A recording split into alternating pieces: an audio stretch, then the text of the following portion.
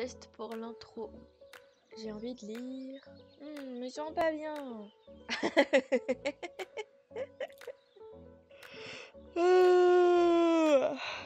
Attends, il faut que je te raconte. Non mais je suis pas sûre. Non, c'est vrai? Attends, il faut que je te raconte le dernier bouquin que j'ai lu. Oui! C'est bon, je suis bien en place dans tes oreilles? J'ai envie de te raconter des trucs.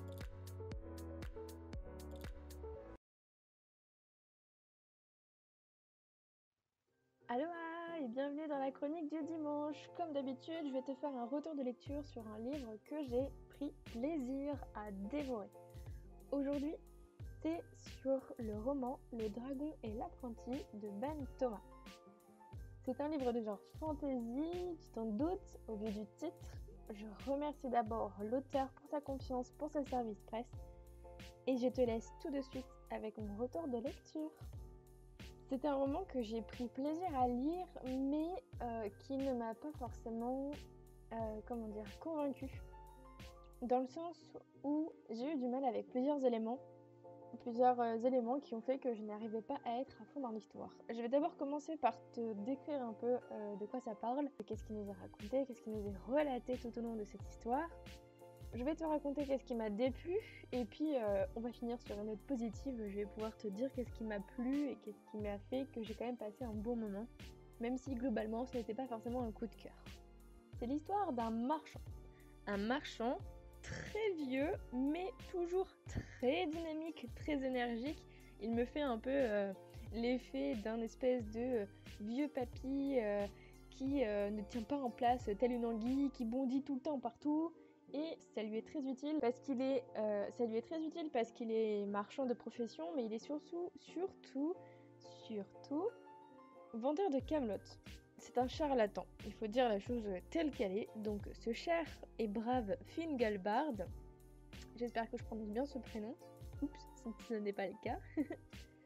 Ce cher Fingalbard est un vendeur de camelotes qui a un certain charme dans la manière de présenter et de mettre en avant ses produits. C'est ce qui lui permet du coup de pouvoir les vendre à n'importe quel passant et de pouvoir s'en faire une belle fortune d'ailleurs. Donc l'histoire s'ouvre sur ce marchand qui vient depuis peu prendre un apprenti sous son aile. Un jeune homme très discret et surtout très mystérieux. On ne sait pas grand chose de son passé pour ne dire rien du tout. On ne sait pas pourquoi cet apprenti voulait devenir l'apprenti du marchand et on sait encore moins pourquoi le marchand a accepté parce que dès le début de l'histoire, on apprend que ce marchand avait toujours refusé de prendre quelqu'un sous son aile. Gros mystère donc. Ça c'est quelque chose qui m'a un peu coincée parce que du coup, il n'y avait pas d'explication et c'était juste mis là et moi j'étais là. Ah ok. Mais du coup, il n'y avait pas d'explication et je trouvais ça un peu dommage. Ça aurait pu être creusé, il y aurait pu y avoir une vraie raison, ou une raison tout court, parce que qu'elle soit vraie ou pas, il y aurait pu y avoir une explication en fait à l'arrivée de cet apprenti. Toujours est-il que donc l'histoire commence avec ces marchands et son apprenti qui continue de sillonner les routes, de vider les poches des personnes qui se font gentiment enfler. Et d'un coup, le récit prend une tournure dramatique quand il y a un villageois qui se ramène, qui l'insulte, qui l'accuse d'être un charlatan. Donc à raison, mais évidemment pour les bien fondés du commerce, le marchand renie absolument cette accusation honteuse. Mais ce villageois se défend et lui explique qu'il lui avait vendu un œuf. Soi-disant un œuf qui était censé lui apporter fortune, richesse, prospérité, chance et tout ce que vous voulez d'hyper vendeur et d'hyper positif, et ce fut tout le contraire. Le villageois raconte en effet que cet œuf a éclos. Déjà, c'est une chose, et la seconde chose, surtout la plus compliquée à gérer pour lui et qui fut le début de tous ses ennuis, c'est que ça a éclos en un dragon. C'est un dragon à 3 têtes en plus qui est né et qui a commencé à mettre le bazar parce qu'évidemment un dragon ça grandit, ça prend de la place, ça fait des dégâts, ça doit être nourri, c'est assez dangereux et donc cette créature elle a fini par mettre totalement le village à sac, mettre la famille de ce pauvre villageois à sac et finalement Et finalement, ce villageois ne sait plus quoi en faire et il est venu prévenir du coup le village où il vient d'arriver en ayant retrouvé cette espèce de marchand de malheur pour leur dire qu'un dragon était dans les parages et que si personne ne faisait quelque chose pour aller le tuer, eh bien cette bête absolument sanguinaire allait aussi s'en prendre à eux. Voilà, l'histoire commence comme ça. Soit, j'ai bien aimé ce début, c'est très chouette, l'intrigue se met assez bien en place. Et là, qu'est-ce qu'on apprend? On apprend que l'apprenti se porte volontaire pour aller botter le train à ce dragon. On se dit, ok, pourquoi pas. Il est téméraire, même plus que téméraire si ce n'est pas inconscient. Et donc ils se mettent en quête tous les deux. L'apprenti dit à son maître, je t'assure que j'en suis capable. En d'autres termes, évidemment. Hein, Et en arrivant près de la grotte ou près de la caverne où est censé se trouver le dragon, le marchand dit à son apprenti, très bien, écoute, vas-y, débrouille-toi, et si jamais tu ne reviens pas, je viendrai te chercher pour que tout se passe bien. D'ailleurs, cet apprenti a un prénom et il s'appelle Rungli. Je ne te l'avais pas dit jusqu'ici, c'est chose faite. Donc, Rungli se dirige dans la caverne et va à l'encontre de ce dragon.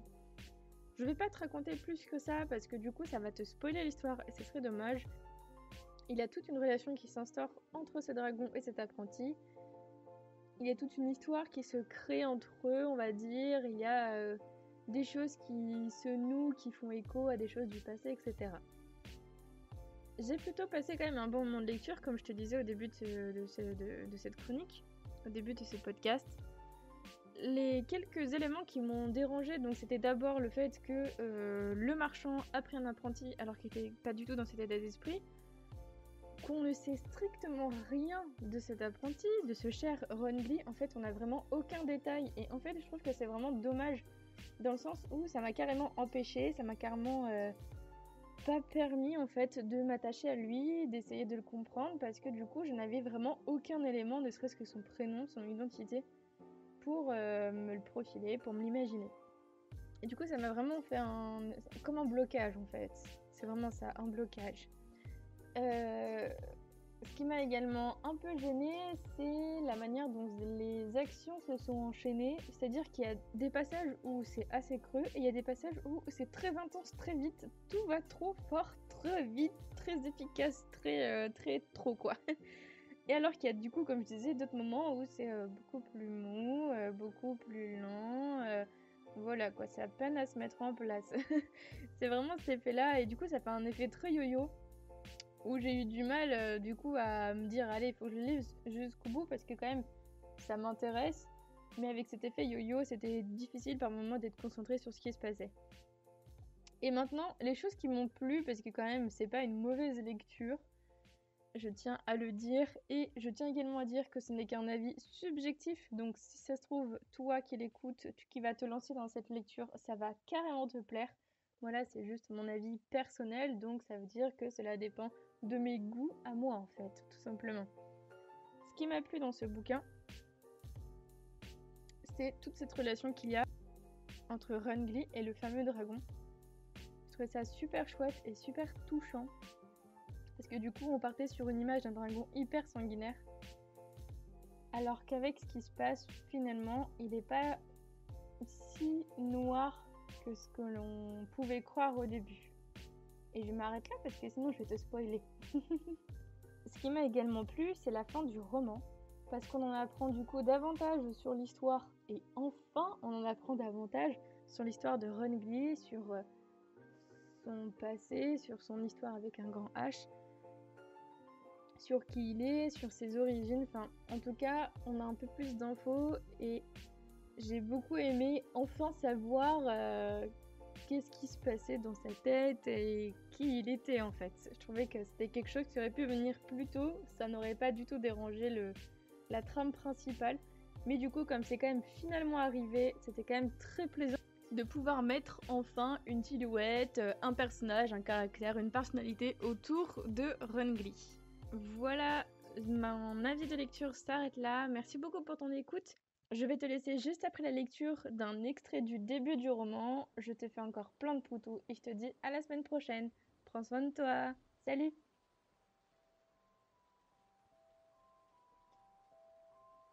Hey Zil, qu'ai-je fait?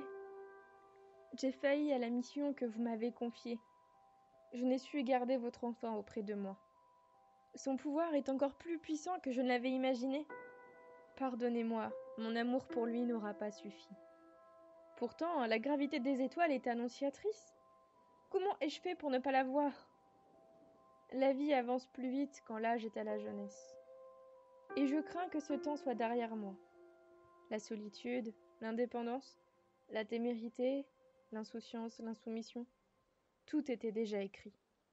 Tout ceci était déjà annonciateur d'un évitable destin. Quelle malédiction de ne pas y avoir prêté attention!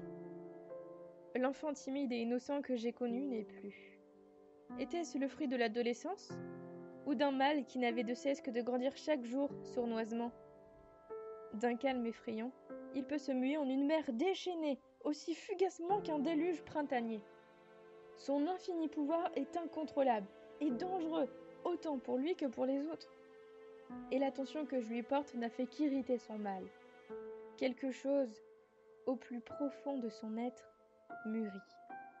Une autre identité tente de prendre le contrôle de son âme. Un sentiment enfoui comme une vieille cicatrice, hérité d'une vie passée. Son emprise est forte sur son cœur. Et malgré mes efforts, je ne suis pas parvenue à la maîtriser. Les ténèbres obscurcissent déjà le monde. Ils convoitent l'enfant comme une relique sacrée leur ouvrant les portes de la lumière. Les sages l'ont prédit. Des temps sombres nous guettent, et il est la clé de notre salut. Que puis-je faire, pauvre mortel que je suis? Que suis-je face à une telle puissance à part un père dépassé par le pouvoir de son fils? Donnez-moi la force, Ésil, infinie lumière de ce monde. Illuminez mon chemin vers la rédemption.